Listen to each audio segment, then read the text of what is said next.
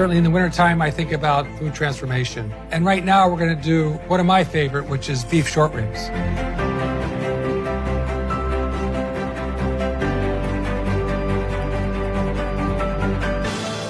We have two styles of beef short rib here. One is with the bone on. And this is, if I took it off, we would see the top plate here, which is what we have right here, or a boneless short rib. And that's what it looks like after we've removed some of the silver skin, as we've done here, removing the silver skin. You see a little remnant there, and most of the fat has come off as well. So there's the bone. If I took my knife and sliced it down, we would have what we have here, which is a boneless short rib. To begin with, we're going to make our marinade, and it's a red wine marinade. Very, very classic preparation here. Nothing new, but also takes time and patience. So we've got red wine, and people say, what kind of wine should I use? You should use a wine that you want to drink, okay? That's it. If you don't want to drink the wine with dinner, then don't use it for cooking, okay? We're going to go ahead and put our wine in. Now this is the basis for our marinade, which comes also the basis for our sauce, is this red wine marinade. We have mirepoix. And remember, mirepoix is a little different than matignon, and mirepoix is what we take out after we use it to flavor the liquid, in this case, our marinade. As in the matignon, we kept it in and we served it with the pork, which was beautiful. We have some garlic cloves. And then a bouquet garni here, which, as I explained, sometimes we wrap it in leeks and sometimes we can put it right in the cheesecloth as well. So in here is thyme, bay leaf, parsley stem, and peppercorns. We're just going to put that right in there as well.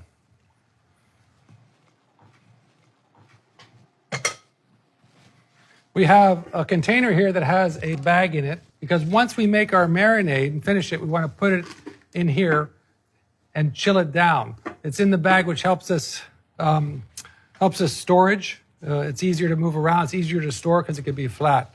I'm going to go ahead and portion our boneless short rib. Now there is quite a bit of trim on this, and what do we do with the trim? We make hamburgers. So we're going to go ahead and portion this off. We'll get about five short ribs off of this, of about 7 ounces each. So I'm looking at this piece here, right? As I go down, I'm looking at this piece here because these are going to become my portions. And then I'm looking at this piece right here, which will become my 4th portion. We'll have this, and this left over to make ground beef out of. Okay, so just go ahead and take your knife and go all the way down through there.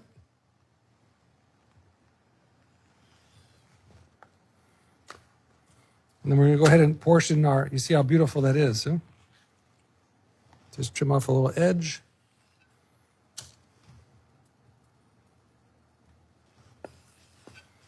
One, 2, 3. Yeah, maybe we can get a 4th one out of there. Okay. And then we're going to go ahead and do the same thing here. The thickness is relevant to this, right? So we want to make it about that thick. So just trim it down there. And bring that over here.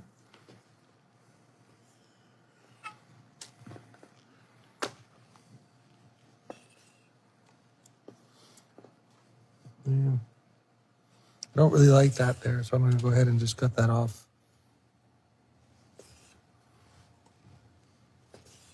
Okay.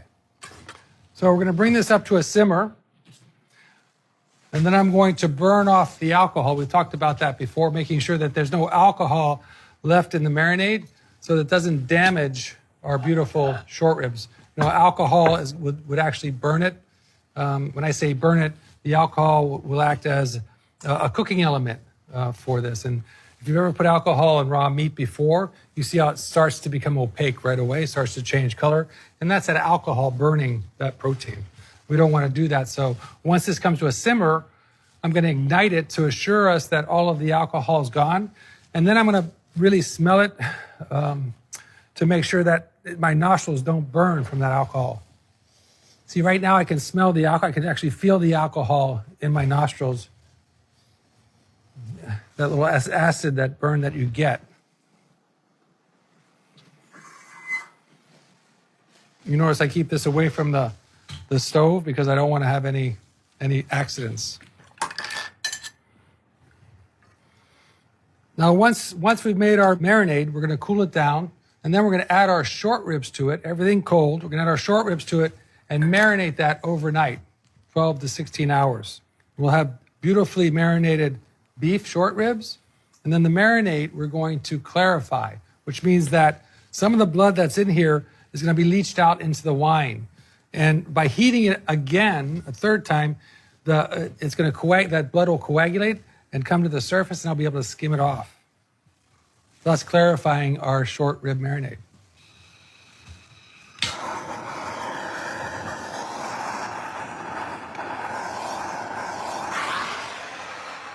You know, you can't see the flame. It's sometimes these alcohol flames are almost invisible.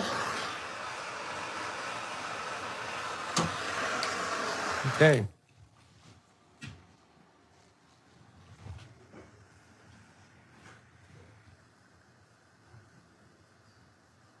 There we go.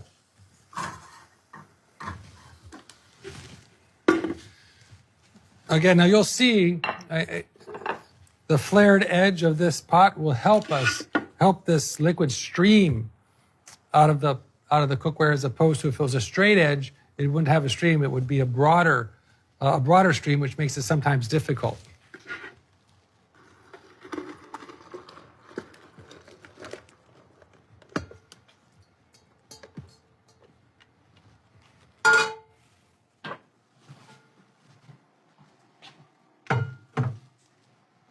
Now we're ready to proceed on. We'll chill this down. Then we'll marinate our beef short ribs. Okay, so we're continuing this process of this wonderful journey on braising beef short ribs. So here we have marinated our short ribs in our red wine marinade. Of course, we chilled that thoroughly in the refrigerator before we put those short ribs in there. So they've been marinating now for 12 to 16 hours. I'm going to go ahead and open them up here. We're going to pull them out. You can see the difference now in the coloration from what it was before. So the red wine marinade is penetrated through that meat, which is exactly what we wanted to do.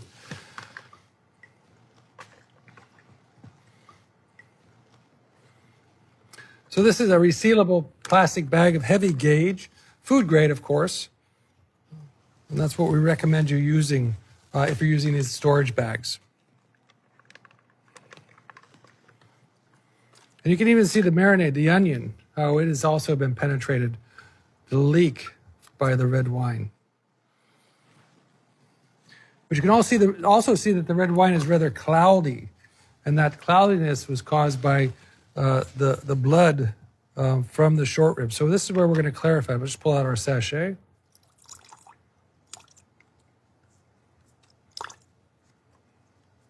We'll put that back in a moment. Clean up after ourselves, always. I'm going to go ahead and put that in here so that we can now clarify it. With all of our mirepoix as well.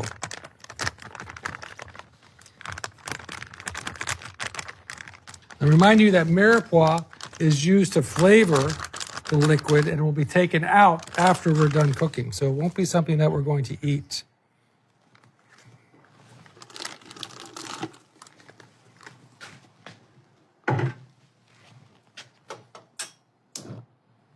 All right. It's going to take a couple minutes to come up to a simmer, and then we'll see almost a foam start to coagulate on top. Or our egg whites. If you've ever beaten egg whites and seen how they form on top to make a clarification, we're going to see that same kind of thing. In the meantime, we can go ahead and start to cook our short ribs. So I'm going to switch.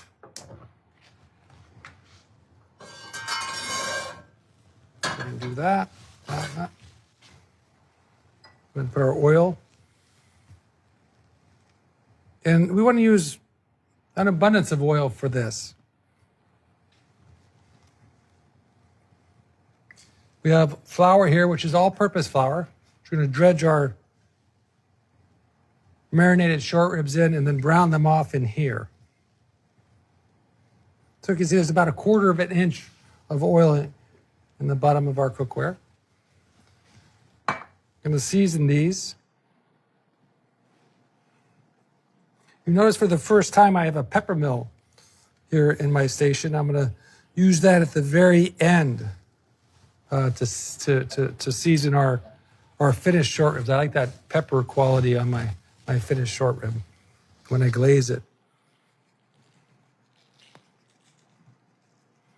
I wouldn't use pepper now because, again, we're going in very hot oil. Pepper has a tendency to burn and become a little bitter.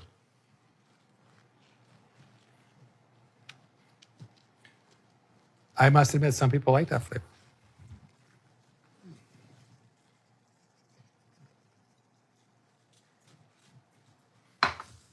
I also have a Peltex spatula here. It's one of my favorite spatulas. I bought it in France. It allows you to pick up things and oil or liquid to fall through. So it's a very useful spatula. I'll be using that for this. I just want to show you some different tools. I'm really comfortable using for spoons for most of my work in my pans. But I just wanted to show you a different utensil, different tool that you can also work with.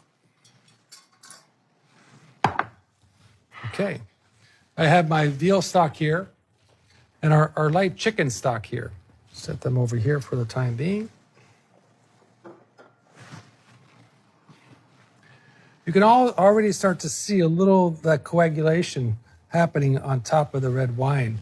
If you can get inside there, you can see it start to form right there in the center because the heat on this pan is coming from the exterior. Obviously, it's a small pan for such a wide burner. And that's something you also want to be cautious on, is the size of cookware to your range or your burners.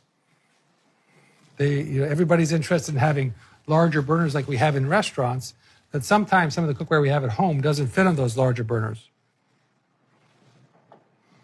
Okay, so we're just going to dredge in flour here. Pat off all excess. I want to do this, set them up so I can put them all in relatively quickly. I can see my oil starting to turn, get hot and start to move around, shimmer.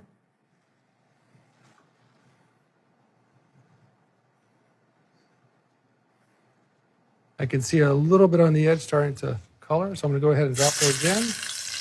Again, you see I'm not really afraid of the oil, but I am cautious of the oil.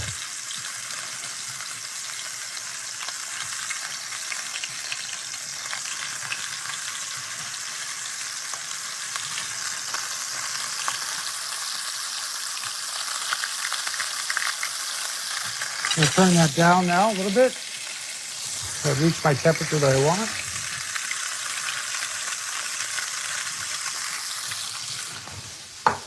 And the aroma is coming off that wonderful roasting beef aroma. Remember that the liquid that you're cooking will react to the positioning of the flame. As you see me push it off to the side, so all of it goes to one side. So if I move it over here, you'll start to see it move over with that. And that's what we want it to do, because we want to be able to skim from this side. So I've got a bain-marie here with a little bit of water in it, so that when I skim it, put the impurities in this bain-marie, I'm actually cleaning my ladle at the same time. So again, patience is recommended for these things. You don't want to rush through them. Listening to it, hopefully you heard how loud or how violent it was in the beginning, and now it's kind of calmed down somewhat. Those are good signs. You see that crusting right there? Really wonderful if we like. So we're going to turn it over.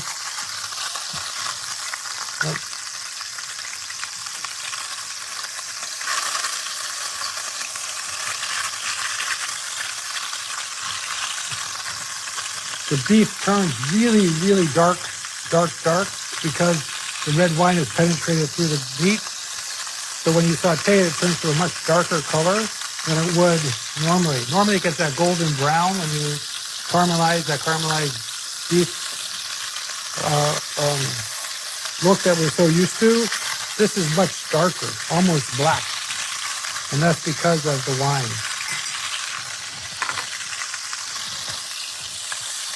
You can see that it's got also a little purple tinge to it. Same color as this. Hopefully you can see it starting to form on top. Now a little bit of wrath.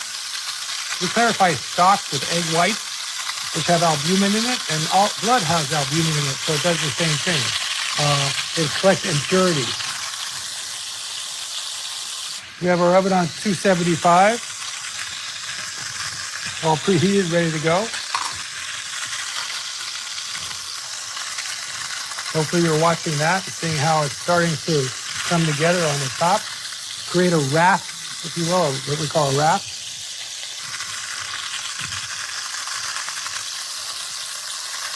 Okay, I'll take my short ribs out, drain them for a moment.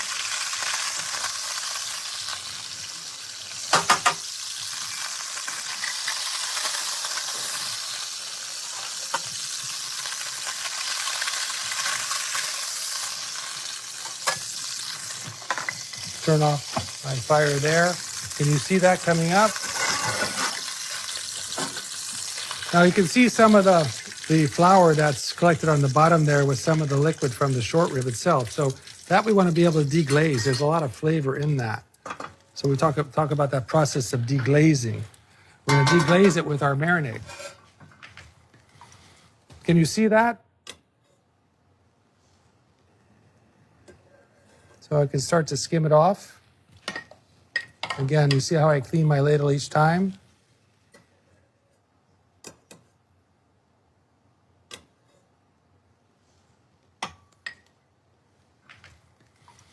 Okay, we want to get bright flavors. We want to have the bright flavor of the wine with as few impurities as possible. So this is just another step.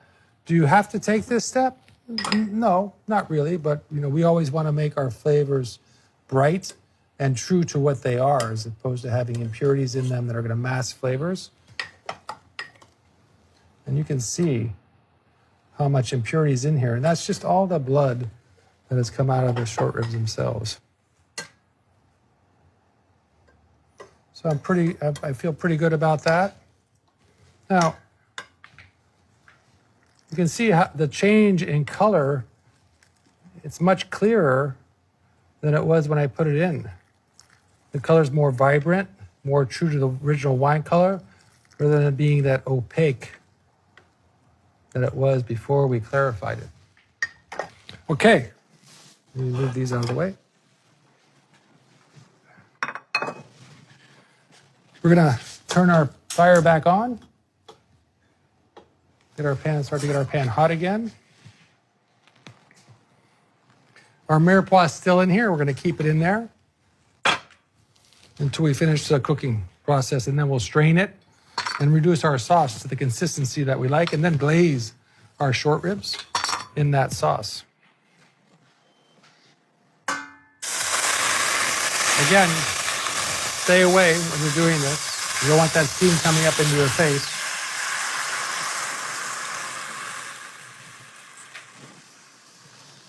You can see also how some of those impurities have stuck to the bottom around the edge there.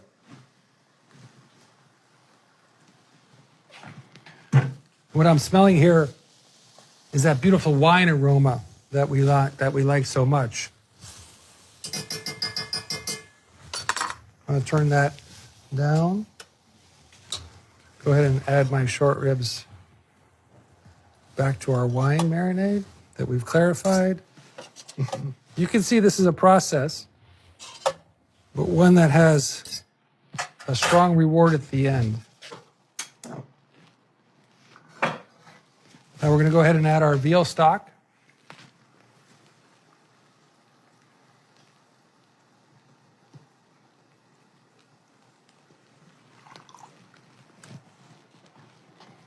And our light chicken stock.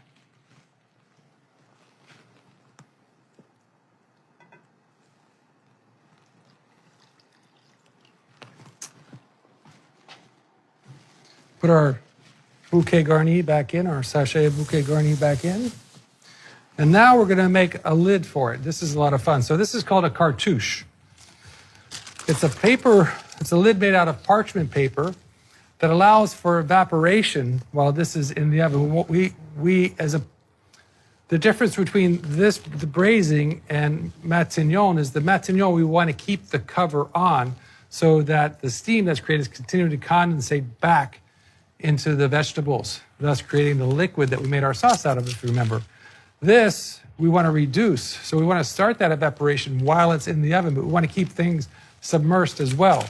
So we have a piece of parchment paper here. I folded it in half. I'm going to fold it in half again. Maybe you've seen this before. And I'm going to start to, this being the point that we're going to cut to make the cartouche, I'm going to start to do a fan almost, if you will. We've all made fans before. Just continue to fold down to the point. Continue. So we're going to take it and measure how large our cookware is. And so we right about there. So I'm going to go ahead and cut my cartouche. I just want to make sure. So I don't make a mistake. Yeah, like that. I'm going to cut a hole in the center.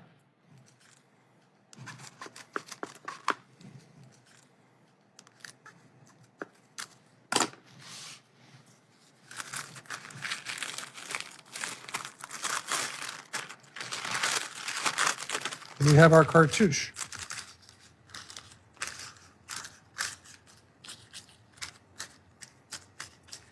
It keeps enough moisture on the short ribs to keep it submersed, which we want to do, but also lets the evaporation happen. So we've brought it up to a simmer. We're going to go ahead and put it in our oven and practice a lot of patience while it's cooking.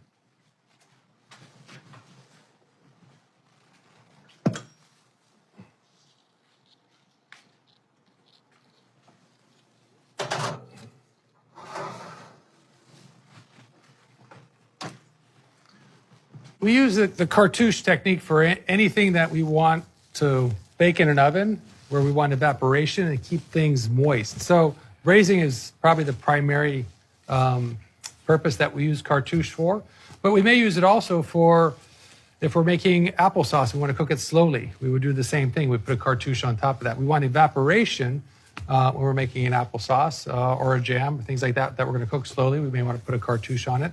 So that it doesn't get a skin on it, but we have evaporation at the same time it's cooking slowly.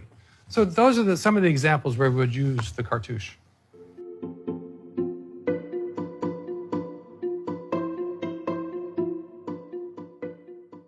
Okay, we've been patient all day. We're about 3 hours and 10 minutes. I checked them about 45 minutes ago. They still need a little bit of time. I've got my cake tester here, which is very convenient. Helps me pierce that meat to see where we are. So I'm going to go back in the oven and see if they're finished cooking yet.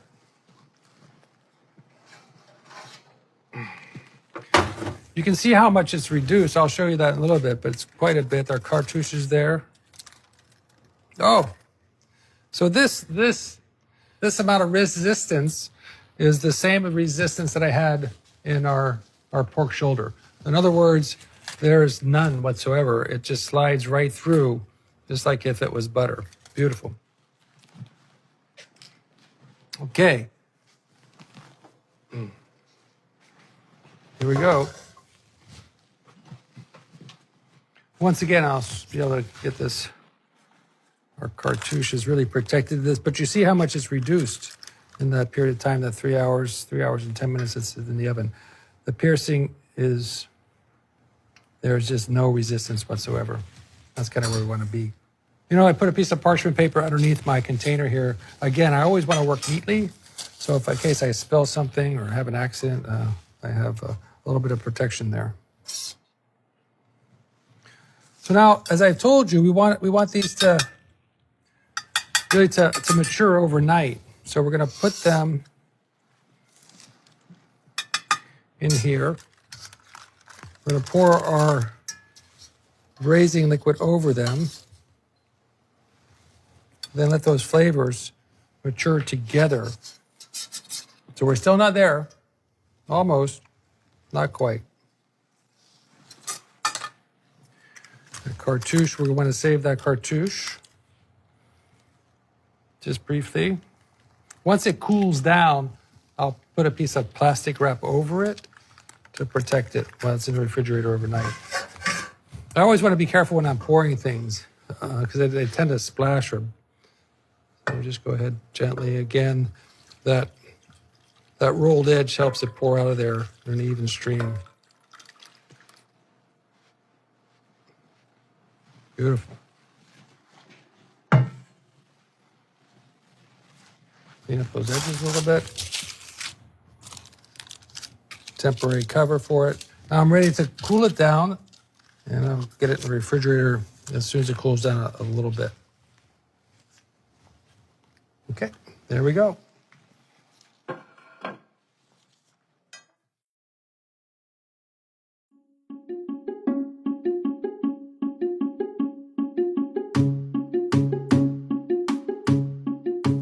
So finally the day has arrived. We have now 2 days later, our chilled short ribs that have matured overnight in their cooking liquid. I'm going to take them out. We're going to put our braising liquid in here so that we can heat it up and strain out those vegetables, that mirepoix. And then we're going to go ahead and glaze our short rib and serve it and have a wonderful meal. So you can see how gelatinous that is.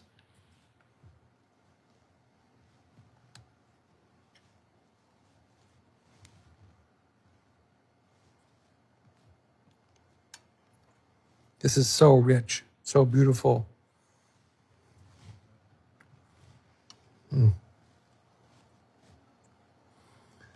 This is where doing a dozen of these really makes sense, because all the work that you've done to get this far, the more you do, the merrier. Okay, so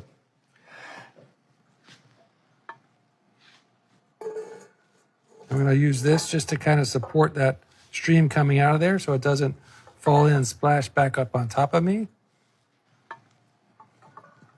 Feeling good about that. Get all that good stuff. Remember, any of this sauce that's left over makes a great sauce for a steak, chicken, anything that you want. And you will have an abundance here, so you'll have a little bit left over, or maybe a lot. Nice. Here we go.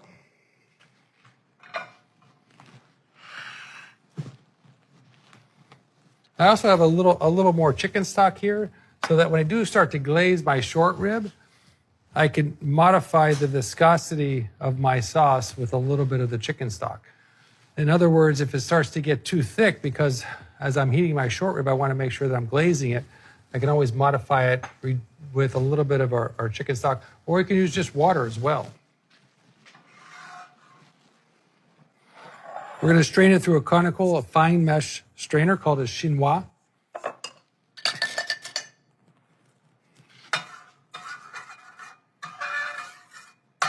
You can see that beautiful color, the viscosity, a little bit of fat on there. Remember, fat adds flavor, so I'm not trying to get the fat out of here. I like to keep a little bit of fat in here.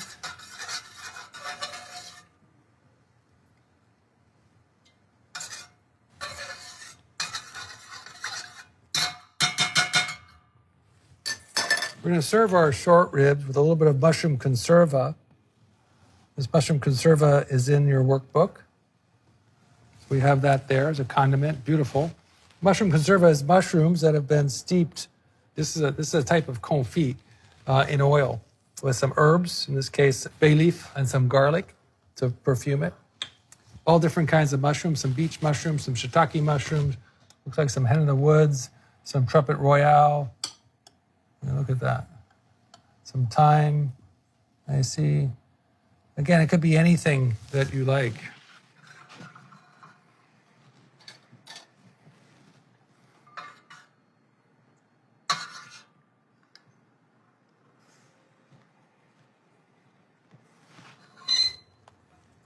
Go ahead and get that bouquet garni out of there.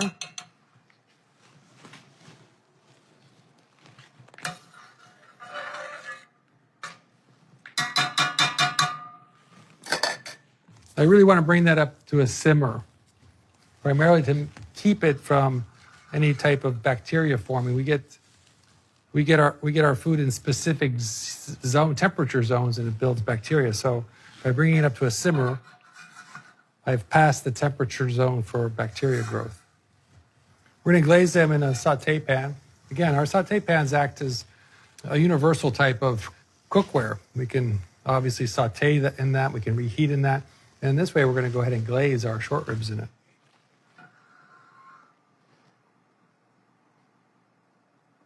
Okay, so did you see what I just did there? I pulled the handle beyond the edge of the stove. Very dangerous. We don't want to do that. And I'm always after our young cooks in the kitchen as well, never to have that handle hanging over the stove because you could have an accident with it. Always keep your handles on the inside of your stove. So there's no knocking it over, bumping into it as you're walking by. Okay, so we bring it up to a nice simmer there.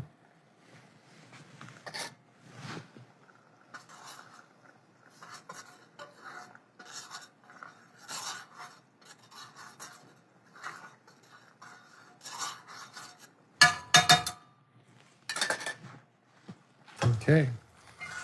Again, the flared edge allows me to pour it in a nice stream into this pitcher here. I'm going to put a little, again, just for safety, my kitchen towel under there. I'm going to go slowly, keeping my face away from it.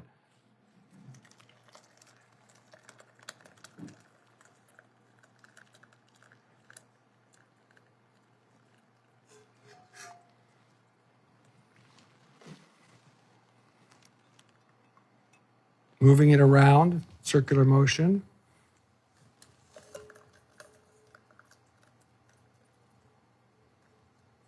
There we go.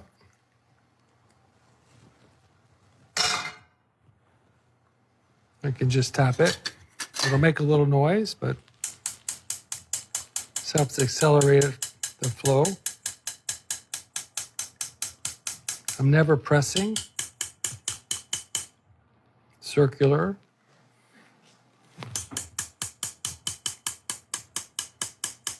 It's amazing how all of that mirepoix has been cooked down to this little bit here. It's literally disintegrated. And again, the aromas off this is just so rich. Red wine, beef.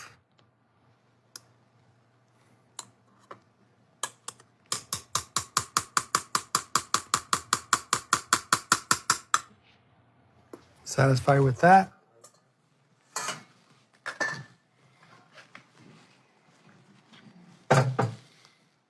Go ahead and take one of my short ribs. Which one do I want to eat? I think this one here. Let's see, dude.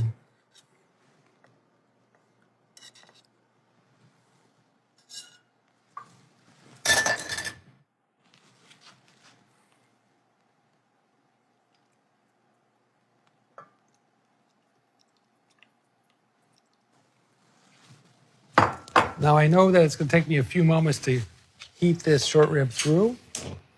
So with that knowledge, I'm going to go ahead and add my chicken stock because I know that by the time the short rib is heated thoroughly, the stock will be reduced back to the consistency that I want.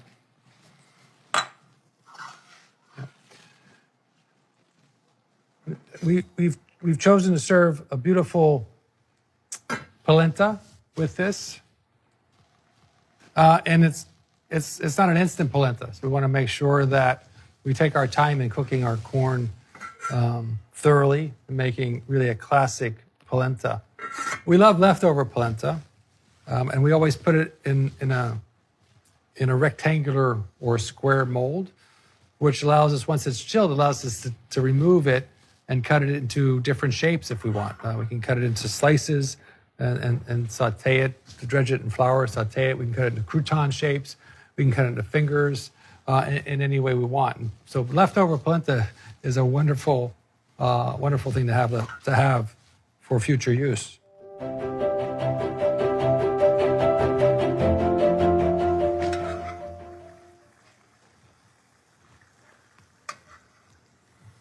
We're looking for two things here. Number one, of course, we want the meat heated through. And number two, we want the sauce to glaze the meat. So I can still see, if you can see when I push my finger in the center, it's still firm, which means that it's still chilled inside. It's such a rich dish that you don't really need a lot of it. So we have our short rib, our polenta, which is another rich component, and then of course our beautiful mushrooms that we've confit in oil. So it's a dish that you want to eat more, but I highly recommend you deal with this in moderation.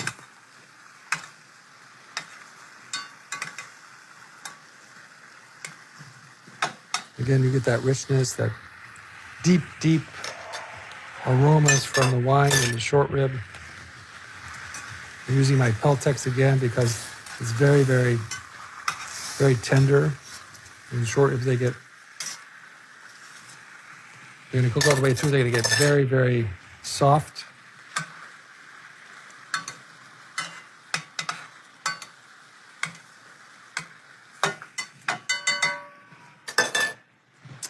We're serving this in a bowl, number one, because we have such a wonderful sauce. We want to make sure we keep all that restricted. We have the polenta, which is kind of like a pureed potato. So to keep it in a restricted area is going to make it eat much better.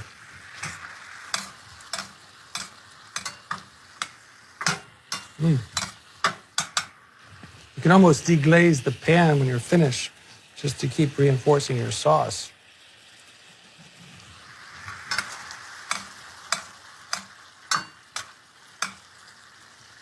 You see that now, huh? The beautiful consistency. That's a result of that beautiful pressure cooked veal stock that we made. Okay, I think we're there. I'll turn it really way down here now. I'm going to finish it with a little bit of butter, sweet butter. You know how much I like to finish my sauces with butter.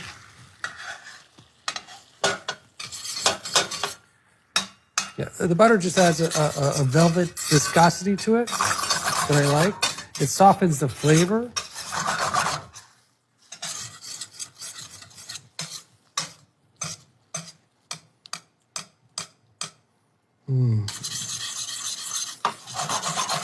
It lightened it up a little bit, the sauce, you saw that? Okay.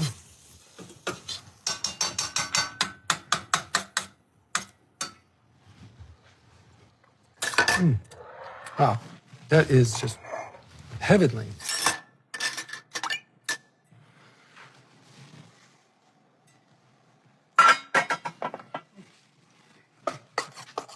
See that, how creamy and beautiful it is?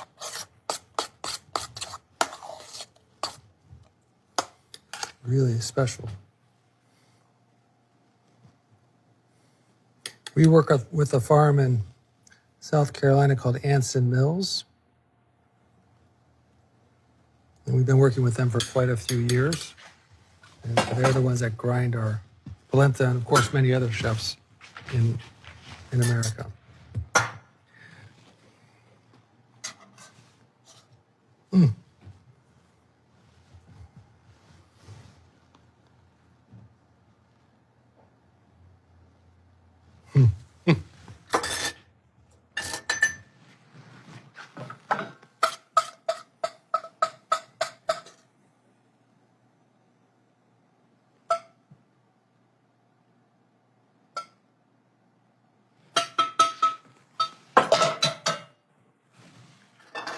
I told you I like a little pepper in this case, so I'll go ahead and finish it with some freshly ground black pepper.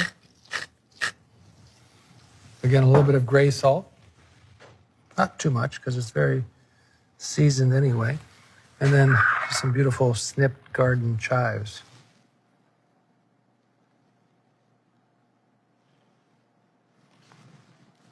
I hope that you feel as I do that this is worth the effort, because it's just extraordinary. There it is. Our red wine braised boneless short rib with creamy polenta and snipped chives.